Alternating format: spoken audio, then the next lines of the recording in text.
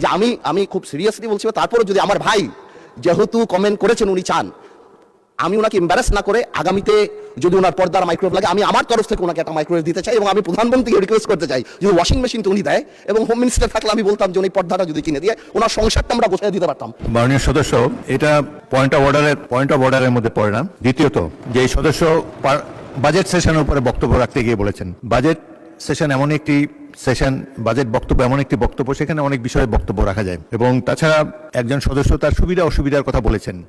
আমি মনে করি এটা সংসদের না বললেও ভালো হতো, কিন্তু এটা বলে এমন কোনো গর্হিত অপরাধও তিনি করেন নাই।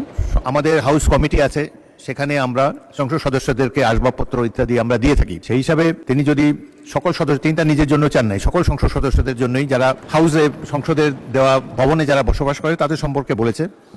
সুতরাং এটা এমন কোনো গর্হিত অপরাধ হয়নি। একজন সদস্য তিনি সবার জন্য একটা বিষয় চেয়েছেন, আপনি রাইটলি বলেছেন যে এটা হাউসে না বলে এটার জন্য কমিটি আছে, ওখানে বললেই হতো। কিন্তু তিনি এইটাকে সূত্র ধরে আবার আরেকটা, যে গাড়ি বাড়ি সব নিয়ে আসলেন। উনি তো আমি মনে করি একজন বিজ্ঞ পার্লামেন্টারিয়ান, আবার নিজের থেকে অফারও দিয়ে দিলেন যে আমি সব দিয়ে দেবো। ওনার কাছে চাইছে নাকি কেউ যে উনি দিবেন? আমার মনে হয় যে আমাদের মানসিকতাগুলো এমন হওয়া উচিত যেটা এখানে দাঁড়িয়ে অন্তত কেউ কারো সম্মানে আমরা আঘাত করবো না।